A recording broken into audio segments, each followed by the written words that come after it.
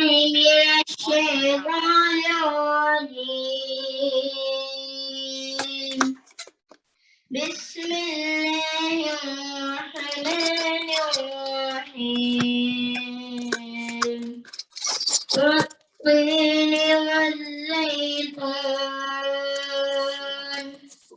وطور سينين وهذا البلد الأمين لقد خلقنا الإنسان في أحسن تقويم ثم رددناه أسفل سافلين إلا الذين آمنوا وعملوا الصالحات فلهم أجر غير ممنون فلا يكذبك بعد بالدين أليس الله بأحكم الحاكمين صدق الله العلي العظيم صلوات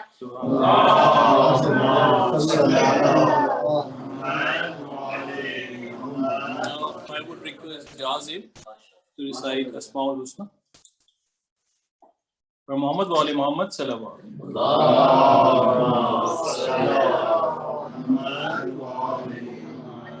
أعوذ بالله من الشيطان الرجيم بسم الله الرحمن الرحيم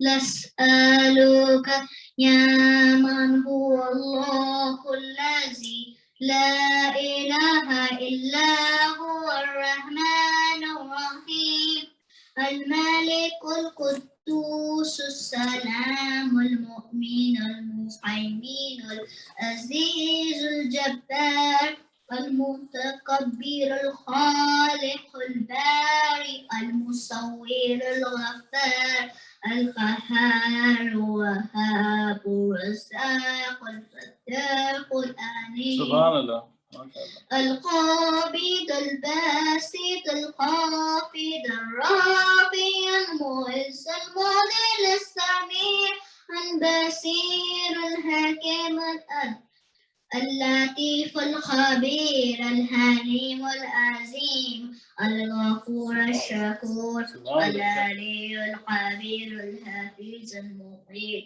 الحسيب الجليل الكريم الرقيب المجيب الواسع الحكيم الودود المجيد الباعث الشهيد الحق الوقير القوي المتين الولي الحميد المحصي المبدي المعيد المخفي المؤمت الحي القيوم الواجد الماجد الواحد الأحد الصمد القادر المقتدر المقدم المؤخر الأول الآخر الظاهر الباطن الوالي والمتعالي البار التواب المنتقم العفو الرؤوف المالك الملك ذو الجلال والإكرام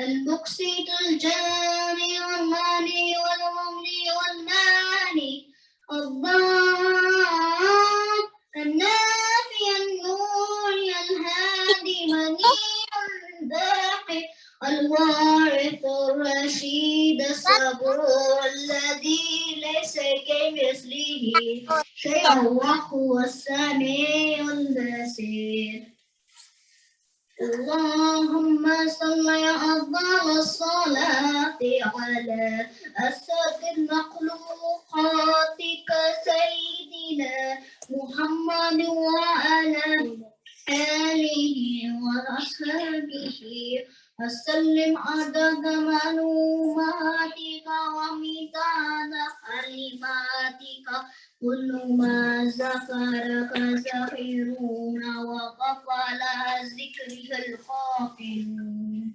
Subhanallah, mashallah. Well done. Well done. Well done. Well done. Thank you, several of our community members, they have learned the Asma al-Husna by their heart. So I would strongly encourage the parents to make arrangements so that your kids could also learn it by heart. Jazakumullah khairan. Jazakallah mustajab. Jazakallah to you, brother Ulfi was just Thank you, Jazir. I would now like to invite Ali Awan for these episodes. Muhammad wa Ali Muhammad salam.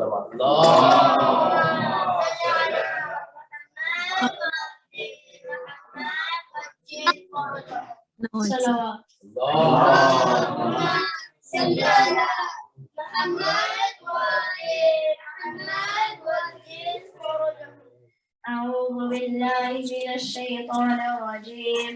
بسم الله الرحمن الرحيم. عن جابر بن عبد الله الأنصاري عن فاطمة الزهراء عليها السلام بنت رسول الله صلى الله عليه وآله قال سمعت فاطمة أنها قالت دخل علي أبي رسول الله في بعض الأيام فقال السلام عليك يا فاطمة فقلت عليك السلام قال إني أجد في بدني ضعفا فقلت له أعيذك بالله يا أبتاه من الضعف فقال يا فاطمة ائتيني بالكساء اليماني فغطيني به فأتيته بالكساء اليماني فغطيته به وصرت أنظر إليه وإذا وجهه يتلألأ كأنه البدر في ليلة تمامه وكماله. اللهم صل على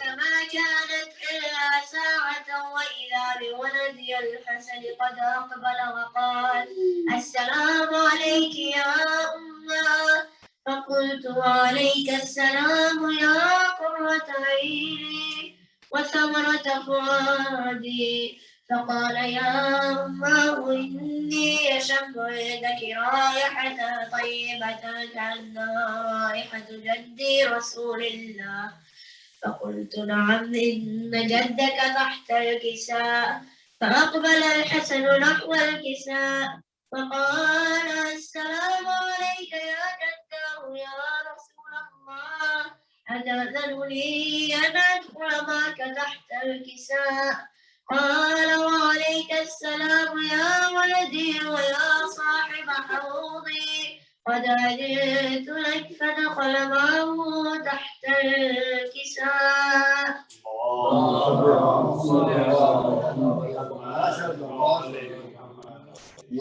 فما كانت إلا ساعة وإذا بولدي الحسين قد أقبل وقال السلام عليك يا أمه فقلت وعليك السلام يا ولدي ويا قرة عيني وثمرة فؤادي فقال لي يا أمه إني أشم عندك رائحة طيبة كأنها رائحة جدي رسول الله صلى الله عليه وآله فقلت نعم إن جدك وأخاك تحت الكساء فدنا الحسين نحو الكساء وقال السلام عليك يا جدا السلام عليك يا من اختار الله أتأذن لي أن أكون معكما تحت الكساء فقال وعليك السلام يا ولدي ويا شافع أمتي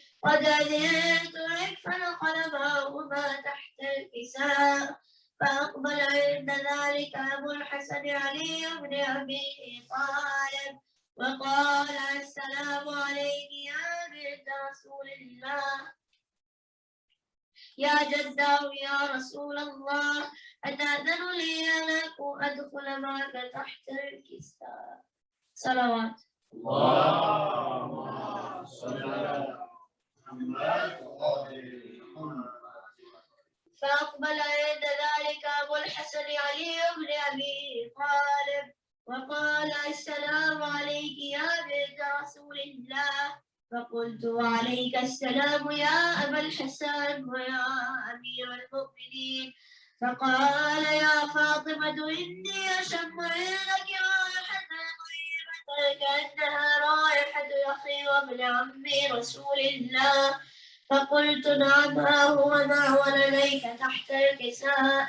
فأقبل علي نحو الكساء وقال السلام عليك يا رسول الله، أتأذن لي أن أكون معكم تحت الكساء؟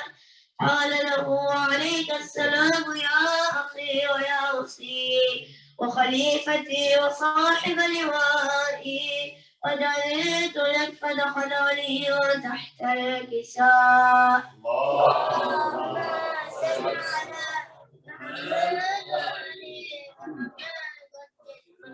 أتيت نحو الكساء وقلت السلام عليك يا رسول الله، أتأذن لي أن أكون معكم تحت الكساء؟ قال وعليك السلام يا بنتي ويا بضعتي، قد أذنت لك. فدخلت تحت الكساء.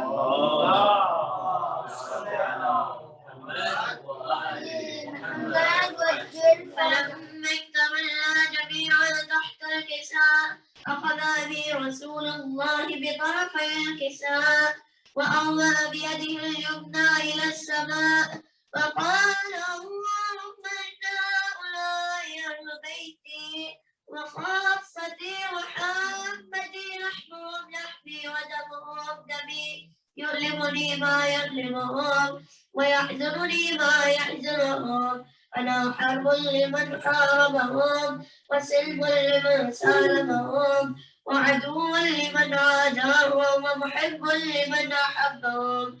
إنهم مني وأنا منهم، فاجعل صلواتك وبركاتك ورحمتك وغفرانك ورضوانك علي وعليهم، وأذهب عنهم الرجس وطهرهم تطهيرا.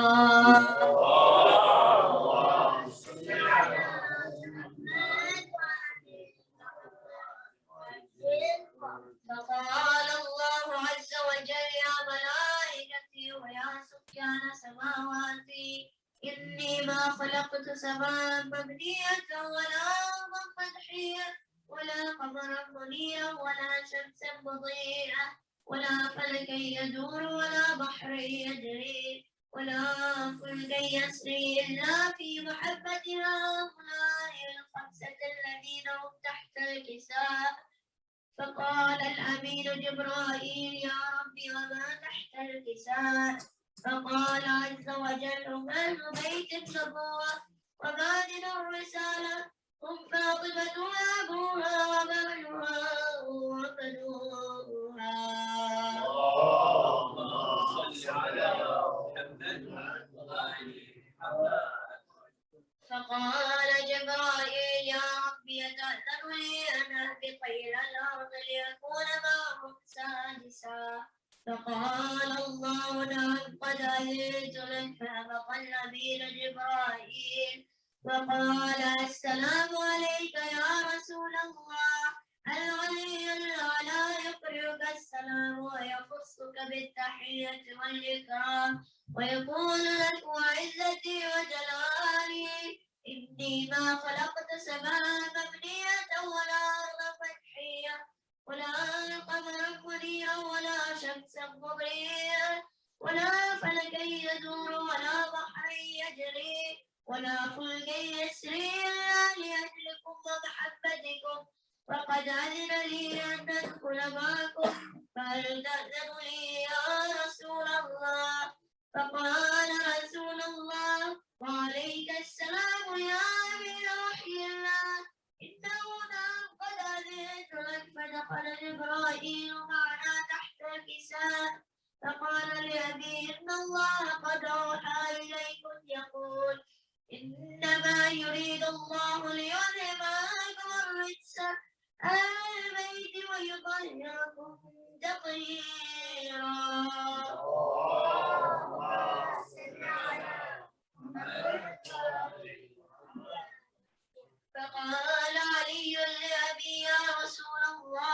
أخبرني ما لجلوسنا هذا تحت الكساء من الفضل إلى الله. فقال النبي والذي بعثني بالحق نبيا واصطفاني بالرسالة نجيا ما ذكر خبرنا هذا في محفل من محافل أهل الأرض وفي جمع من شيعتنا ومحبينا إلا ونزلت عليهم الرحمة وحفت بهم الملائكة واستغفرت لهم إلى أن يتفرقوا. فقال علي إذا والله قلنا وقال شيعتنا رب الكعبة.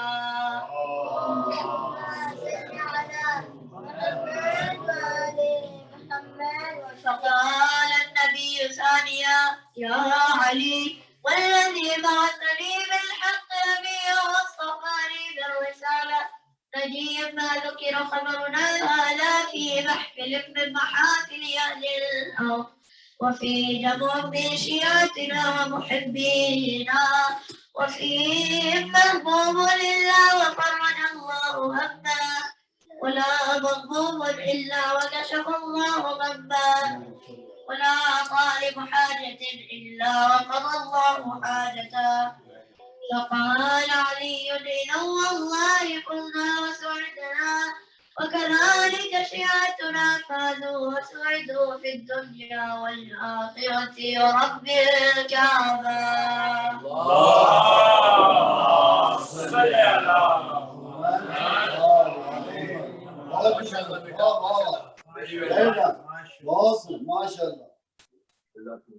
Thank you, Ali. Now I'd like Aris to For the speech. Yeah. محمد وأهل بيت محمد صلوات اللهم صل على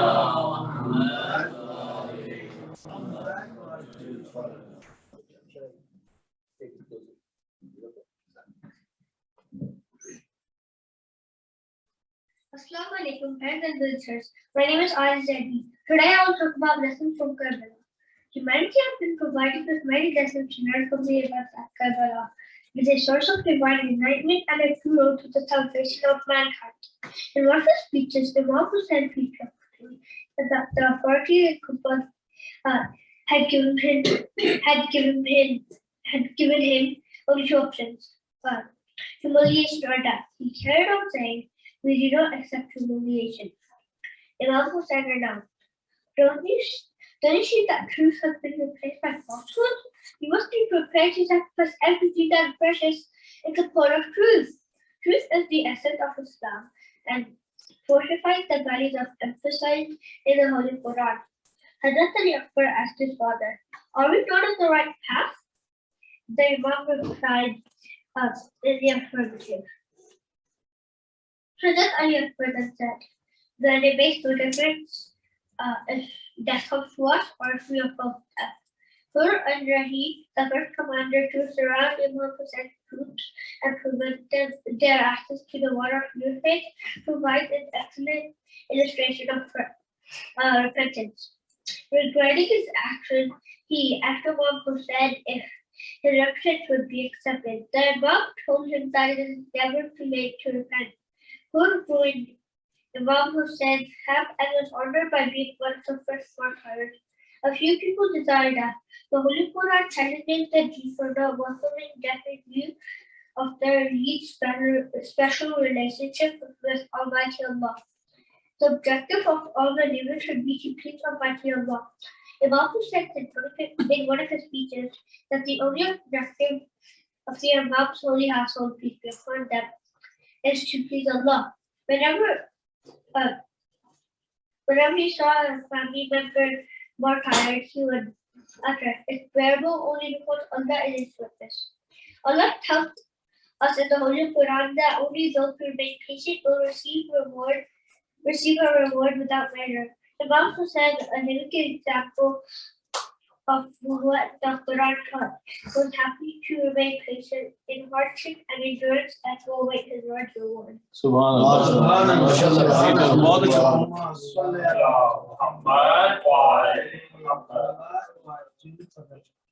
Thank you, Aris. Now I would like to invite Ali Mustafa Zain Jafri. Sorry. Now I would like to invite Zain Jafri for salam.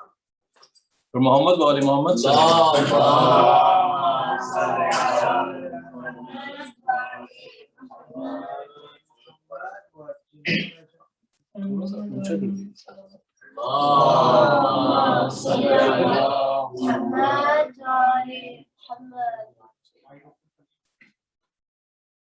किए हैं शिमरने दो कत्ल एक खंजर से किए हैं शिमरने दो कत्ल एक खंजर से लहू हुसैन का पोंछा बहन की चादर से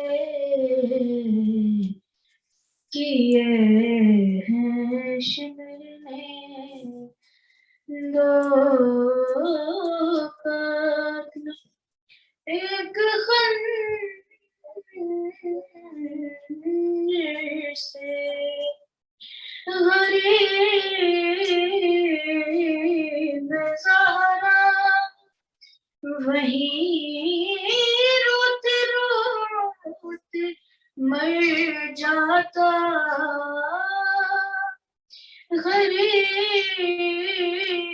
गरीब ज़हरा वहीं रोते रोते मर जाता बहन उठा के नाराती जो लाश अकबर से किए हैं शेरने किसी ने वालों से पकड़ा कोई उठा के चला किसी ने बालों से पकड़ा कोई उठा के चला सर हुसैन को मारा किसी ने पत्थर से किए हैं शिमरने उसे उठाया है बाबा की लाश से उसे उठाया है बाबा की लाश से ऐसे कि फिर सकीना नहीं सोई शेर के डर से किए हैं शिमरने लबे हुसैन पे हंस हंस के मारता था छड़ी लबे हुसैन पे हंस हंस के मारता था छड़ी यजीद खेल रहा था हुसैन के सर से किए हैं शिमरने दो कत्ल एक खंजर से लहू हुसैन का पोंछा रहन की चादर से के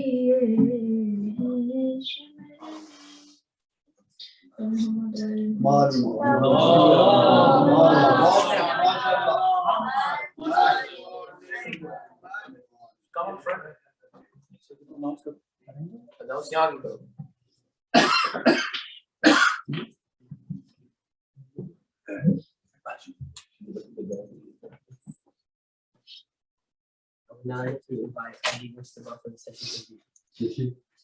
Muhammad wa ali Muhammad sallallahu. So anybody who missed the previous two sessions or one session, please listen to this carefully. It's a brief review of the last two sessions. Muhammad wa ali Muhammad sallallahu.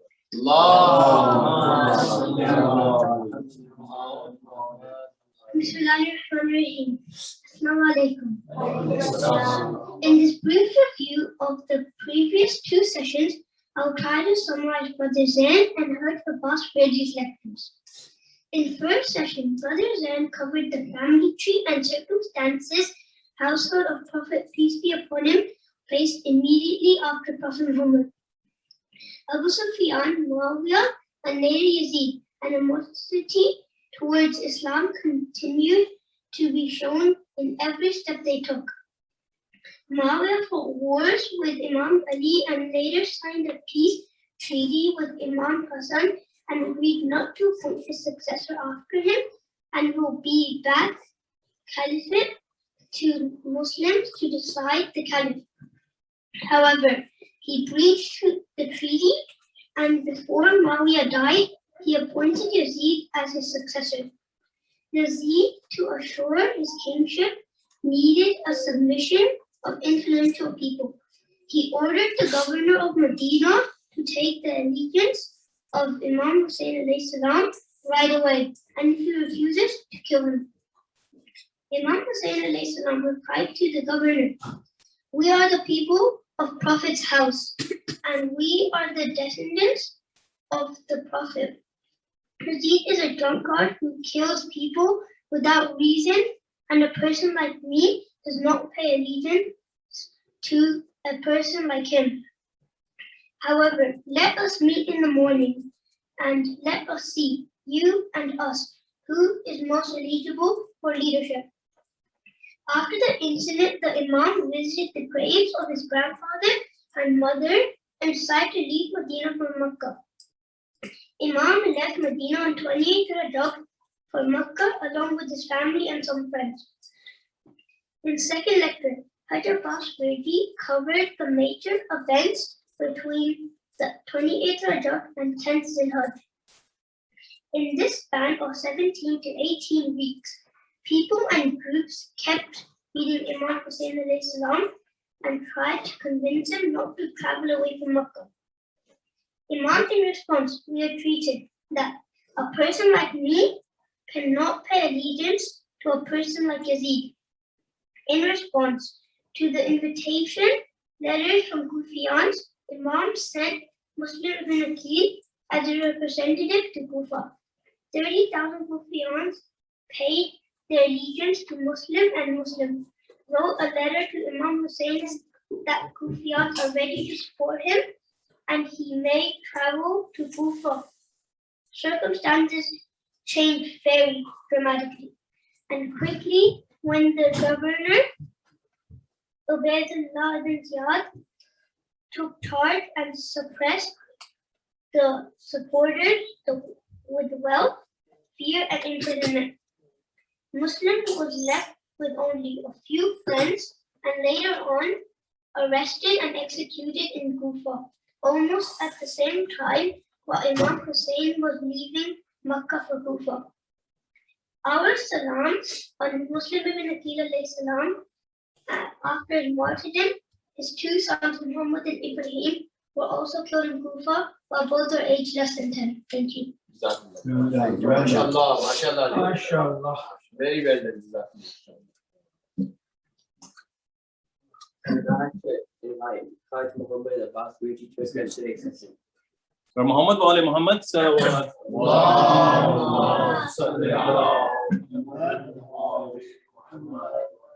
Nare Haydari. Haydari. Haydari. Is everybody awake? Is everybody awake here? Nare Haydari. Haydari. Haydari. I can't even hear it. I can't even hear anything from you guys. Nare Haydari. Haydari. Haydari. The loudest one.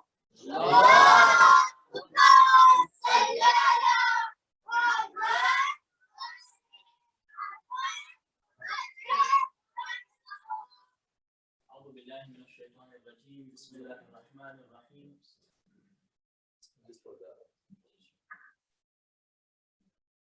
الحمد لله رب العالمين والصلاة والسلام على أشرف الأنبياء والمرسلين سيدنا ونبينا وحبيب قلوبنا وطبيب نفوسنا أبي القاسم محمد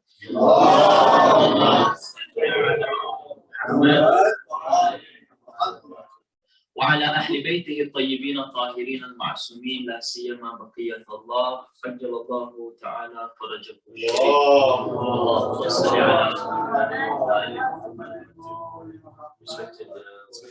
Respected elders, brothers, my special brothers, Assalamu alaikum wa rahmatullahi wa barakatuh. Inshallah, we start by saying Alhamdulillah alladhi hadana li hada. We thank Allah subhanahu wa ta'ala for giving us this opportunity to meet again and obviously discuss a very important topic. We thank obviously the organizers, the hosts for this. Thank you very much, those who have contributed to this program, your parents, mashallah, for all the efforts that they're putting in. And inshallah, we'll benefit from the program. So I was planning to start with the recap first, but mashallah, what a very nice review and recap of the two sessions. I wanted you to just keep going so I don't have to speak. It was really good. Anyway, inshallah, what we'll quickly go over, so the recap from last time, and then obviously Imam alayhi salam, Imam Hussein alayhi salam had a few conversations with some people as he was heading towards Karbala. Imam meets with a person by the name of Thor. Imam arrives in Karbala, we'll discuss what happens there, and then towards the end of, closer to the day of Ashura, Imam Hussein alayhi salam holds a meeting with his companions. So inshallah, we'll go over that very quickly. So very quickly, again, a quick recap. Imam Hussein alayhi salam decides to leave Medina for Makkah to begin with, and then from Makkah towards Kufa. Question before we do anything, why are we discussing this topic? Why are we talking about the history of Karbala, about Imam Hussein alayhi salam? Yes? MashaAllah, MashaAllah. That's really good to see that. It's like, you know about Islam and you are a good Muslim. So by knowing about this, we can become good Muslims? Well done, well done. Yes, brother? So that we can know about the events of Karbala, Yes. and so that we can be educated about this. Yes. And so once we're educated about it, then what? Is it good enough to just say, I know about exactly what happened to Imam Hussein? Then what? Think about it. Yes. So our generations, what happened in Karbala? Like, so imagine you know everything. You know everything. Someone asks you any questions about Karbala, about Imam Hussein, you know the answer. So what? So you'll tell your generations. Huh? Like, you'll tell your kids. What are the generations going to do with that knowledge, that information? Yes. Well, you can, when you have all the knowledge about Imam Hussein and all the Karbala, Yes. then you can, like, one day if you make a majlis, you can talk about it to everyone. Okay. Yes. So spread the message. Okay. Hassan. Yes. If Imam Hussein didn't fight for Karbala, Yes. and we were talking about it. Firstly, nobody would know about information. Secondly, if Imam Hussein didn't fight, Islam wouldn't exist. Very good. And we would have all gone into hell because there's no Islam. Okay. Okay. And without All right. So good answers, mashallah. Everyone's very active here. That's really good. Yes, one last answer. So that we can apply the lessons in Karbala in our lives. Mashallah. Awesome. Spot on. Now, I've been given books here to give the books to those who ask the good questions. But that's such a good answer. Yeah, sure. Can I give you a book? Sure. Yeah. Wow. That's the answer. So remember, boys, the reason why we're learning this, we're learning about Imam Hussein because Imam is our role model. Yes. Yes. Yes. The only reason is that like it is for your recording. Plus the people. So the reason why we are learning all this is because we can apply what Imam Hussein alayhi salam has taught us. Remember, in Islam, it's not good enough. Boys, are you listening? In Islam, it's not good enough to be like an encyclopedia of information. That's not good enough, right? That's why in the dua we ask, Ya Allah, please save me from that knowledge that doesn't benefit me. Allahumma inni a'udhu bika min ilmin la yanfa'. It's not about learning, then what? Right? It's about learning and then applying it. That's very important. That's why we're here, okay? Otherwise, we could be watching Pakistan and India.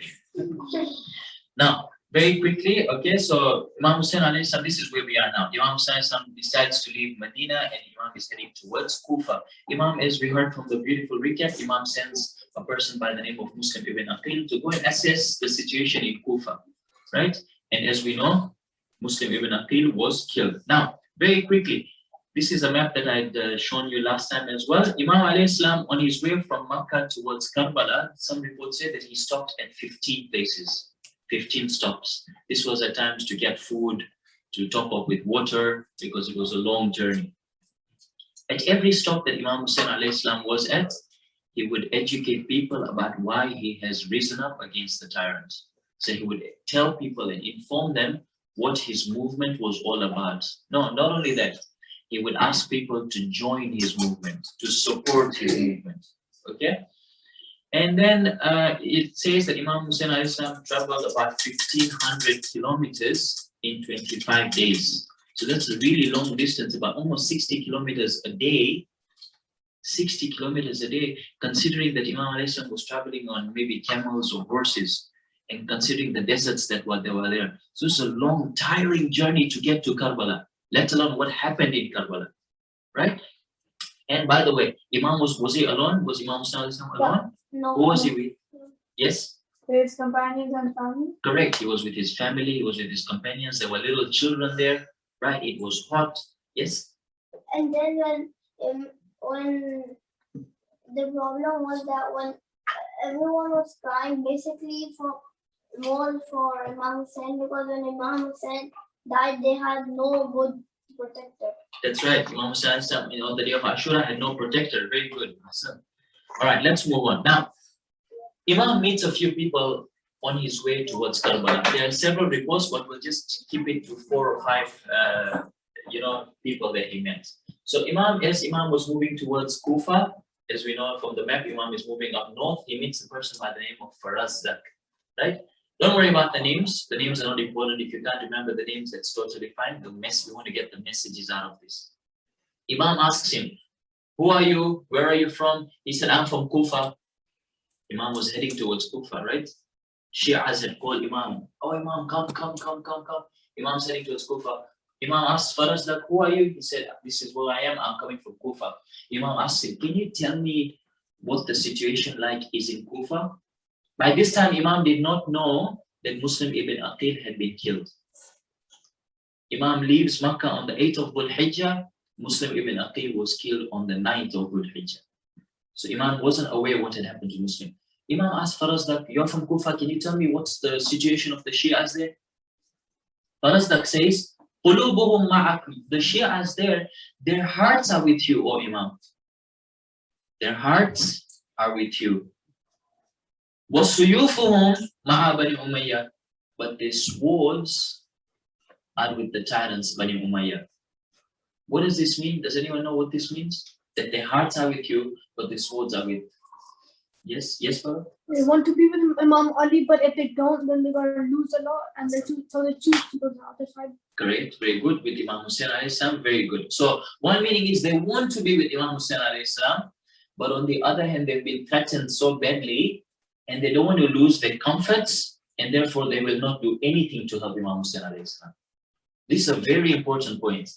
They want to be, their hearts are saying, oh Imam, come quickly. But then when Ibn Ziyad starts threatening them, they say, you know what, we'd rather be comfortable. We'd rather not mess our lives up. Very important point. Okay, inshallah, we'll move on and discuss more about this. The second person that Imam Hussein alayhi salam meets, again, don't worry about the name, is this person by Ubaydullah ibn Hur al-Ju'fi.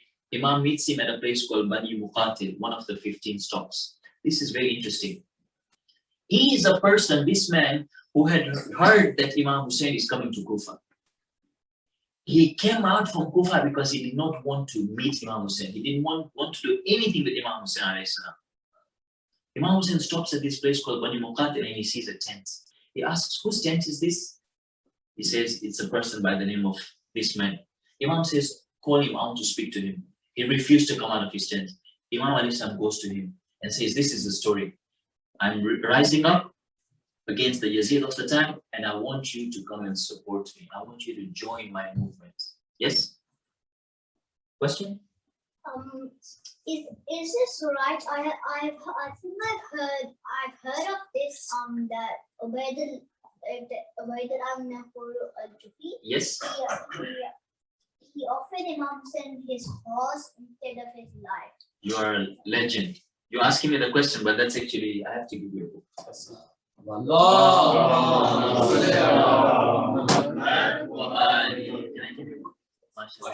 done. Good job.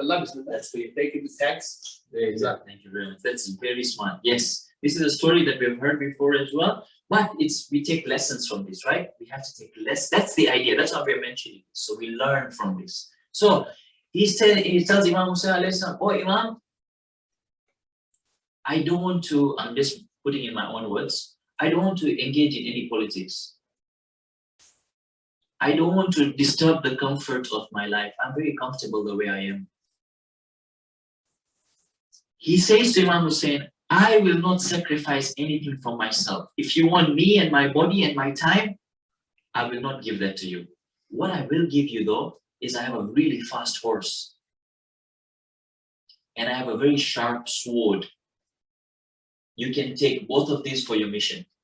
But don't ask me to come and help you. Scary stuff. The way we should read these stories, imagine we were in his place. Imagine Imam Hussein comes and tells me that I want you to leave everything in your life, your house, your mortgage, your studies, your school, your family, and come and support me.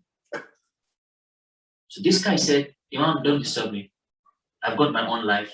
But I have some money, Imam. I think the money will help you. I've got my Ferrari. You take my Ferrari. It's a really fast car. You know what Imam replies to him? He says, Ma ji'naka li farasik wa sayfik.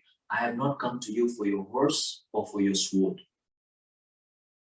Innama ataynaka li nas'alaka nusra. I have come to you to ask you for help. You directly for help. Not for your material things. فَإِن كُنْتَ قَدْ بَخِلْتَ عَلَيْنَا بِنَفْسِكَ. If you're a miser when it comes to giving yourself for Islam, فَلَا حَاجَةً لَنَا فِي شَيْءٍ مِّن مَالِكَ. I have absolutely no need for anything from your wealth. Remember, when it comes to standing up for the truth, it needs sacrifice. Right? So this is a very important lesson for us. The third person that Imam meets is also a person by the name of Amr ibn Qais al-Mashriqi at the same station. He was an old man. Imam comes to him. Remember, Imam would go to everyone and tell them, look, this is the situation we are in. We need your support. And I guarantee for the support that you give me, I guarantee you paradise. Right? If you join me, you will win. You're not going to lose if you join. Yes. The last story where for the Imam said that Yes. I don't need your horse or sword. Yes. What did the man do? Oh, Imam left him. Imam just said, I leave you. You go your way, I'll go my way. Yes. Very good question. But I learned that when Imam Hussein was going, then he said that I can't come with you because Ibn Ziyad will kill me if I go with you. If you know it.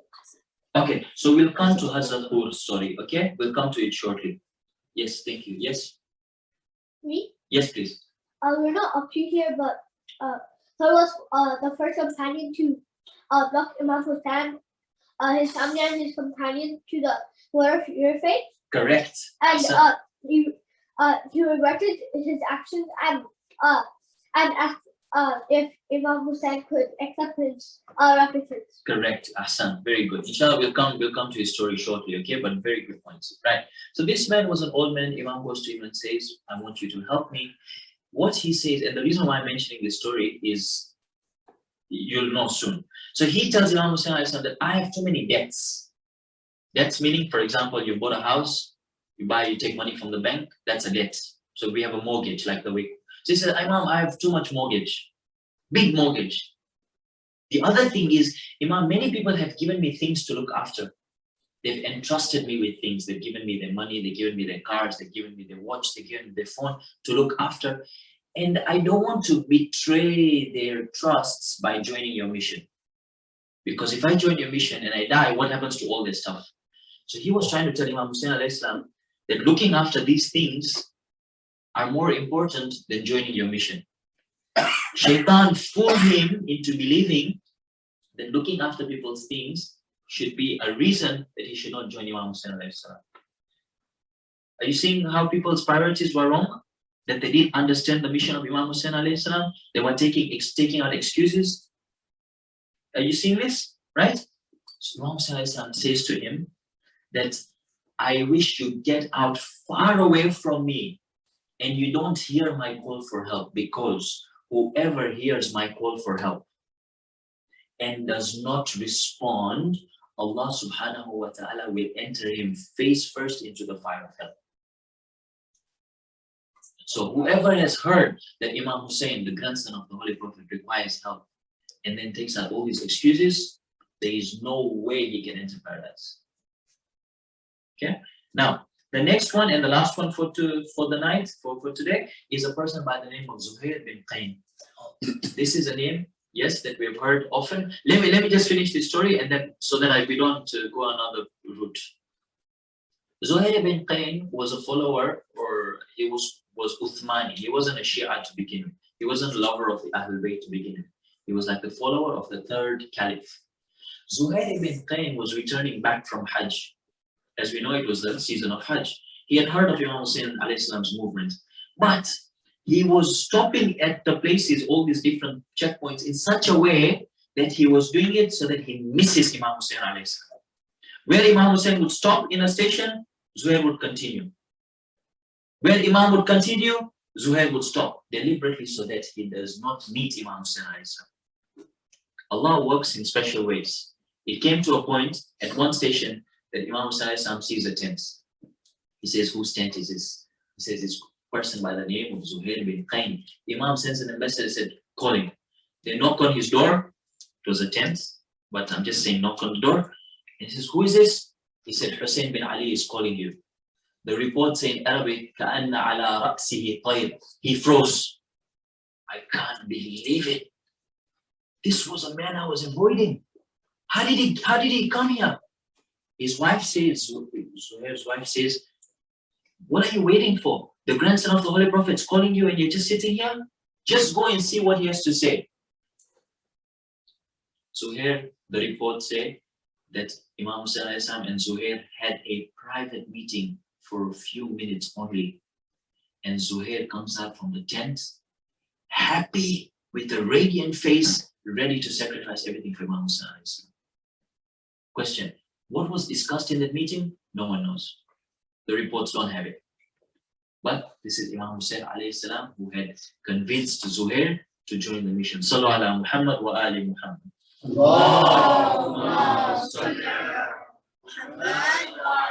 Yes, sorry. After the meeting, when Zuhair came, Yes. he was so happy that he gave all the tent to his mother, Yes. and then he went to go sacrifice himself. MashaAllah, very good. Yes, Ahsan. He was very happy after the meeting with Imam Hussein. Very good. All right. Now, Imam Hussein alayhi salam is heading towards Kufa. The report said just away from Kufa slightly, Ubaydullah ibn Ziyad, the main bad guy under Yazid, who was the leader in Kufa, sends a person by the name of Hur ibn Yazid al-Riyahi to stop Imam Hussein alayhi salam from coming towards Kufa. Hur stops Imam Hussein with about 1,000 soldiers, and he tells Imam Hussein, I've been given strict instructions not to allow you to go back to Kufa. The reports say that Hur's men and his horses were very thirsty. Imam Hussein alayhi salam instructs Abul Fadl al-Abbas to go and quench the thirst of all Hur's men and his horses. Look at the Imams of the Ahlul Bayt, look at the akhlaq. Their goodness would reach everyone. Right? Then Imam says, allow me to go towards Kufa. Hur says, nothing doing. I can't let you go towards Kufa. If you want, you can go back to where you came from. Then Imam asked him, can I go back to where I came from? Hur refused. So Hur then diverts Imam Hussein. I'm going quickly. Hur diverts Imam Hussein towards a place called Karbala. And the reason why Karbala is because it was a flat land where no one could take any refuge or security or safety. This was a plan. So Imam Hussein alayhi salam ends up in Karbala. But before that, Hur was a person who was very reluctant to stop Imam Hussein alayhi salam. Even if you look at the Arabic, the way Hur was addressing Imam Hussein, he was addressing him as Yabna Rasulillah, or the son of the Holy Prophet. He had very much respect for Imam Hussein alayhi salam. There was one point where Imam Hussein alayhi salam tells him something very provoking. Imam says in Arabic, "Thaqalatka ummuk," may your mother mourn for you. In Arab's time, at that time, if anyone says this to you, "Thaqalatka ummuk," it would make a person really angry, because it's like saying something about your mother. Imam says this to Hur for a reason. Remember, all the words and actions of the Imams are there for a reason. Hur got angry when Imam says that, but Hur says to Imam Hussein alayhi salam that I would have said the same thing to you if your mother was not Fatima Zahra. But because your mother is Fatima Zahra, Sayyidatu Nisa'il Alameen, out of respect for her, I will not say anything. So Imam was trying to remind Hur of who he was. Okay? And as we know, on the day of Ashura, or the night of Ashura, the ninth night, the eve of Ashura, Hur was seen walking like very worried, very stressed out. Walking, he was like confused. His friends were asking him and says, we know you as a very brave and courageous soldier. Why are you looking so stressed out? Hur says, I am deciding between hell and heaven. If I stick around with Ubaydullah ibn Ziyad and Umar ibn Sa'ad and Yazid, that's hell for me. But if I go towards Imam Hussein alayhi salam, then that's paradise. This is what I'm deciding. Inni ukhayyiru nafsi bayna al-jannati wan-nar. And as we know, Hur then makes his way, makes the beautiful decision of his life to head towards Imam Hussein alayhi salam and ask Imam Hussein for forgiveness.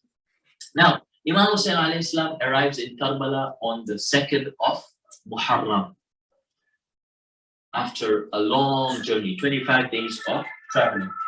On the 3rd of Muharram, the following day, a person by the name of Umar ibn Sa'ad arrives Karbala as well, and he comes in with an army of 4,000 soldiers.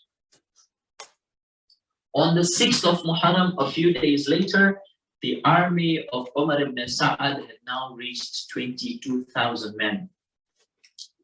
Right? Imam Hussein's army, according to the reports, the largest number that is there is 145 people. The largest number that we have of Imam Hussein versus an army fully equipped, 22,000 soldiers, all under the command of a person by the name of Urban ibn Sa'd. On the 7th of Muharram, we're going fast. Ubaydullah ibn Ziyad from Kufa gives a command to Umar ibn Sa'd. What's going on? Why is it taking so long? Finish the matter off. Cut off the water supply. So on the 7th of Muharram, the water supply to the Ahlul Bayt alayhi salam was cut off. Okay? And on the 9th of Muharram, Umar ibn Sa'ad makes the first move to attack Imam Hussein alayhi salam. He tells his Ya Jaysh, he announces to his army, Ya Jaysh Allah, irkabi wa bil jannati abshiri. Climb onto your horses and I'm giving you the glad tidings of paradise. When Imam Hussein alayhi salam hears that the sound from the enemies is getting louder and louder and louder, he sends Abul Fadl al-Abbas to go to Umar ibn Sa'd and ask for one more night to delay the fight. Okay, to delay it. Yes. Are we up to like where Imam Hussein died? No, we're not going to go there today. We're going to go only one day before all that happened. Inshallah, the next session we'll talk about what happened on the 10th of Ashura. Boys, there are a few books here. Maybe I'm speaking so much that I'm not giving you a chance to ask questions, but please ask questions, okay? Right, so this was on the 9th of Muharram. Imam Hussein alayhi salam asks for a day of a delay to start the war. Question: why did Imam Hussein alayhi salam ask for delay in the war? Who raised the hand first? Yes, brother in the white, yes? To get closer to Allah, read Quran and offer your prayers. Okay, good. Yes? To prostrate to Allah Yes. and ask for forgiveness Okay, and like help. very good. Okay. Excellent. Yes, brother?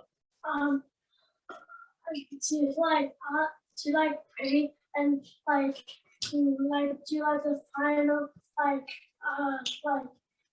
connect to Allah at the final connect to Allah. Good. Final connect. Yes, very good. And he also wanted to make Allah stay happy from him, so he can enter paradise and his people. Very good. Very good. Yes, brother? To see his companions would like follow him instead of defeat him. Okay. Yes. All these answers are correct. Yes. This is a question. Yes. I heard that Imam Hussein had a dream where he met Rasulullah. What was that? So this Imam Hussein had a few dreams that are narrated. The one that Rasulullah was seen was actually initially in Medina, when Imam Hussein was departing Medina, where he hears the voice of Rasulullah, where Rasulullah is hugging him and giving him the instructions. But Imam Hussein, there are a couple of more reports, or 3 other reports, where Imam Hussein does get dreams of what will be happening in Karbala on the day of Ashura. Okay, so as you write it, yes. This is an answer. Question. Yes. It's did the Imam still ask? Did the Imam the 14 Muslims still ask for forgiveness even though they were infallibles?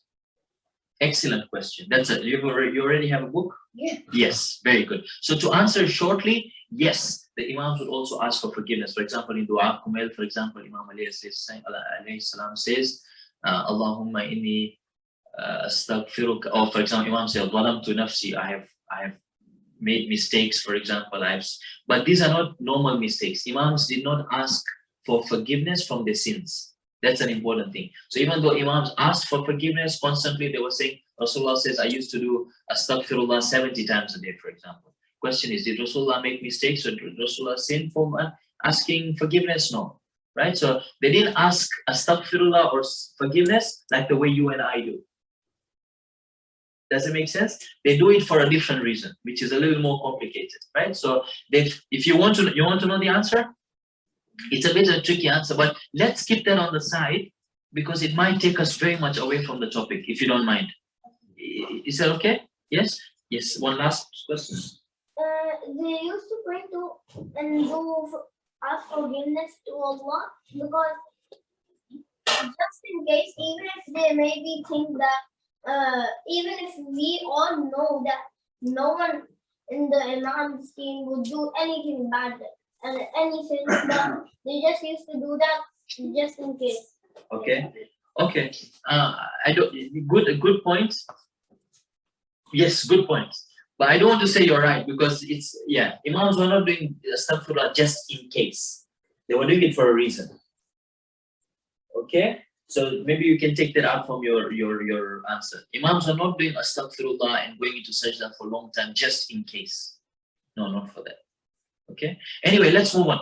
On the 9th, right? So Imam asks for respite, asks for 1 day of a delay, right? Not because he wanted to plan his war or plan his strategy. No, as you guys rightly mentioned, Imam wanted to have 1 more night with munajat with Allah subhanahu, to talk to Allah subhanahu wa ta'ala, to enjoy communication with Allah. And at night, the reports say as if there was a buzz, like, bees buzzing in the camp of Imam Hussein. People were reciting tasbih, some were reciting Quran, some were in ruku, some were in sujood. Everyone was enjoying communication with Allah subhanahu wa ta'ala. Now, the other important, and this is the last point for tonight, the other thing that happened on the eve of Ashura on the 9th nights is Imam Hussein holds a meeting in his camp. He calls all the companions and he tells them something, right? Imam says, فَإِنِّي لا أعلم أصحابا أوفى ولا خيرا من أصحابي. I've never heard or seen or met any group of companions who are more loyal and more better than you guys, the companions around him. Right? Imam knew who the companions of the Prophet was. Imam knew the companions of Imam Ali. Imam knew the companions of his brother Imam Hassan alayhi salam. But he says the companions that I have are the best. فَجَزَاكُمُ اللَّهُ خَيْرَ الْجَزَاءِ. Imam says, may Allah subhanahu wa ta'ala grant you a lot of reward. Now, this is an important point. Imam says to these companions, remember, who are in the companions? Abu al-Fadl Abbas was there, Habib bin Madahir was there, Qasim was there, Ali al-Akbar was there, Muslim ibn Awsaja, all these people were there, right? Imam says to them, Ala wa inni qad adhintu lakum. I am giving you the permission tonight. فَانْطَلِقُوا جَمِيعًا فِي الْحِلْ. There are mountains in the distance. Why don't you, all of you, just go away, far away? Leave me alone. These enemies are not after you. They're after me. In the darkness of the night, no one's going to know that you've left. Why don't you leave? هَذَا اللَّيْلْ قَدْ غَشِيَكُمْ. This is the night. It's become dark. Leave. Now, as soon as Imam alayhi salam says this, there was pin drop silence in the camp. No one moved. There were some people who then stood up and said things to Imam. I'll just tell you what one person said. A person by the name of Sa'id ibn Abdullah al-Hanafi. This guy was a legend of Imam Hussein alayhi salam, a hero in the army of Imam Hussein alayhi salam. He says to Imam, Wallah, by Allah, O Imam, لَوْ عَلِمْتُ أَنِّي أُقْتَلْ. If I knew that I will be killed and then brought to life, and then my body would be burnt, and then my ashes would be scattered on the desert. And if this would happen to me, Imam, 70 times, that they kill me, they bring me to life, they burn my body, they throw the ashes everywhere, bring me back to life. If it happened to me 70 times, I would never leave you. Right? Allahumma salli ala Muhammad. And he says, فَكَيْفَ أَفْعَلُ ذَلِكَ? Why shouldn't I do this? Because dying for you, dying in support of you, O Imam, is only once. I just need to die once for you. I just need to sacrifice everything only once. And then I will be in paradise forever. Look at the loyalty. Now, saying these kind of things is one thing, but doing it is another thing. On the day of Ashura, and I'm just going there, inshallah we'll discuss this next time, but it came for the time of Salatul Asr. Imam Ali Sam needed to pray Salah, but there were enemies that were showering arrows. It is Sa'id ibn Abdullah al-Hanafi who says to Imam, Oh Imam, I am going to stand in front of you to shield you from the arrows, to protect you that the enemy's arrows do not hit you. So whilst Imam Hussein was praying, Sa'id stands in front of Imam Hussein. By the time Imam finishes his Salah, or Imam only prayed 2 rak'ah Salah. By the time he finished, Sa'id was laying and breathing his last before Imam Hussein. And he asks Imam Hussein, Oh Imam, have I sacrificed enough for you? Imagine, these are the companions of Imam Hussein. Right? So, the moral of the story, and we are done for today. The moral for the story, what we want to learn from this, is that Imam Hussein was inviting people to join him, to support him. Those people who loved their lives, those people who were too comfortable with their life, those people who didn't want to leave their comforts, even though they were Shi'as, even though they had Imam Hussein in their heart, refused to help Imam Hussein. Right? So a message for us, for our 12th Imam, Imam Mahdi, Ajjalallahu ta'ala we are constantly saying, Allahumma ajjil li walika al-faraj, wa ajjil farajan. Oh Imam, come quickly.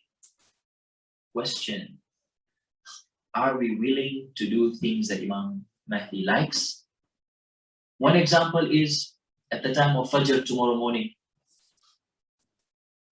Imam Mahdi doesn't want us to go to fight in the battlefield.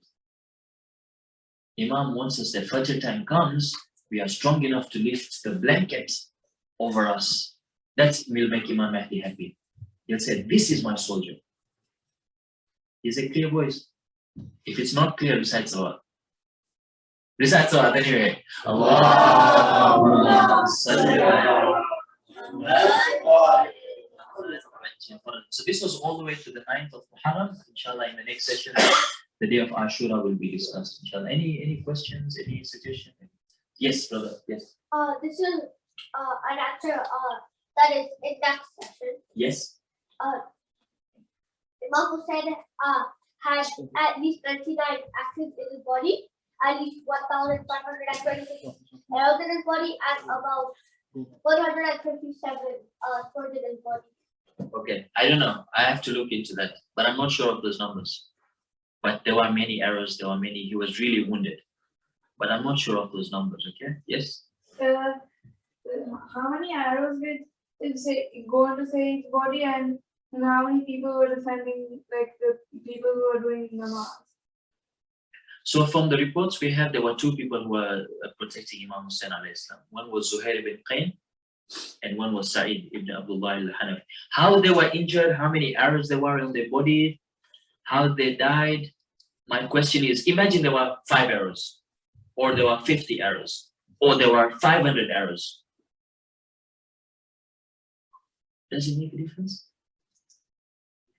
So why I'm telling you this, boys, why I'm telling you this, a lot of the times, and you guys are amazing, you're so young, you're getting this information, try and push your minds, throw your minds, ask yourself this question. I'm going to ask this question, what difference will it make if there were 5 arrows, or 10 arrows, or 15 arrows, or 20? Do you know what I mean? Important is, let's get the lesson from that. Is it clear? Right? Good, very good.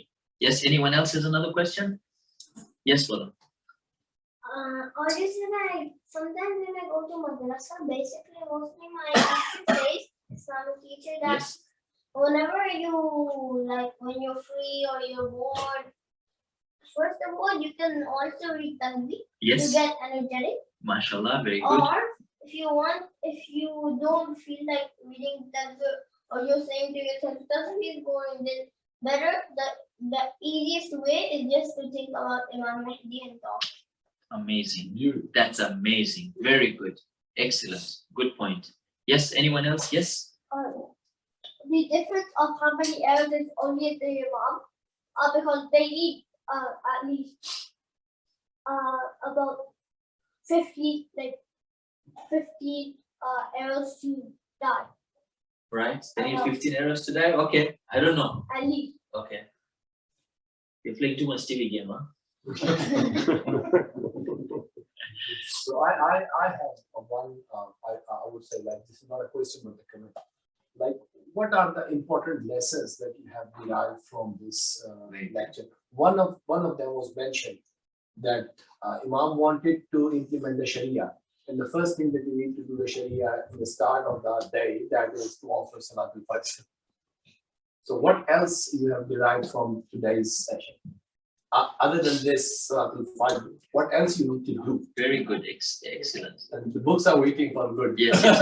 Okay, inshallah, now if you answer the questions once, we can give out the answers. All right, I want to give this out. So the good lessons will. Very good. All right. Yes, yes, brother, please. We should take lessons from Karbala. From today's session. What lesson did we learn from today? Yeah, that lyrics. Yes, please.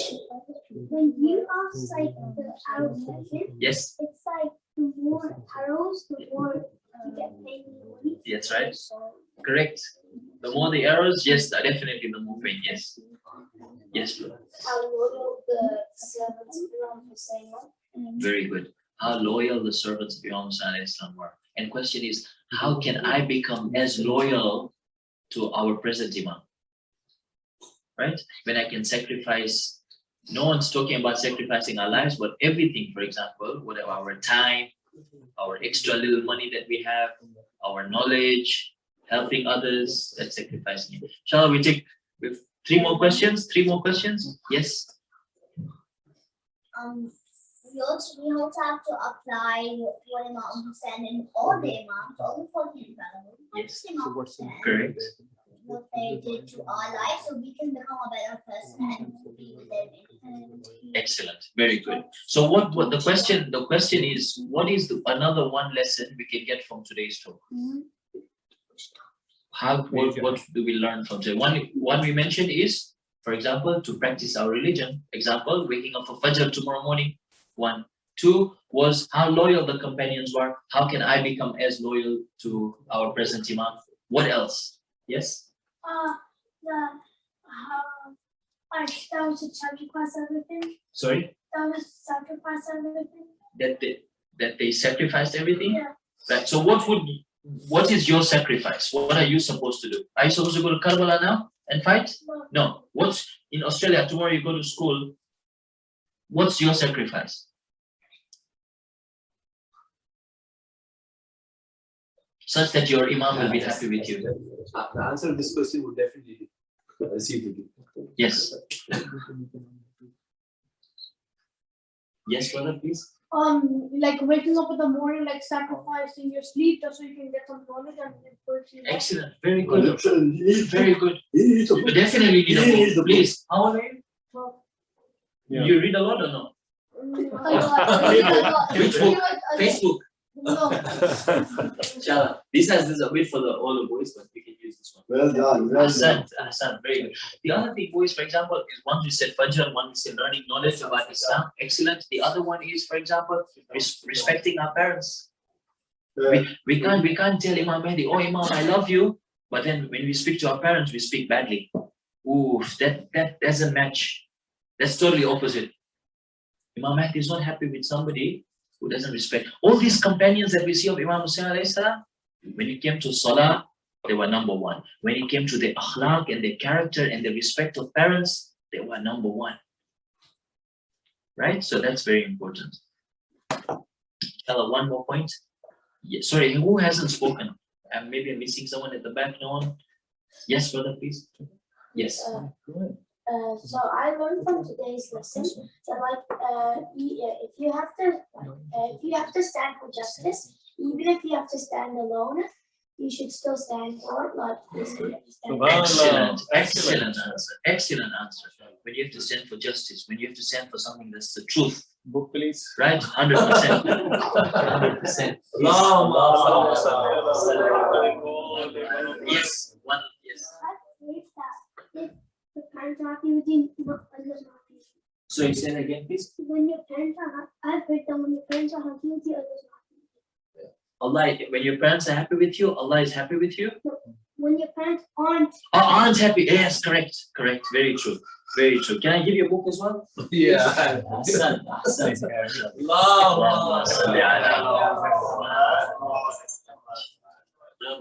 You tell me when we get. Awesome. Thank you so much. Thank you, inshallah. Maybe you can ask me after the we finish, okay? Thank you very much. Allah.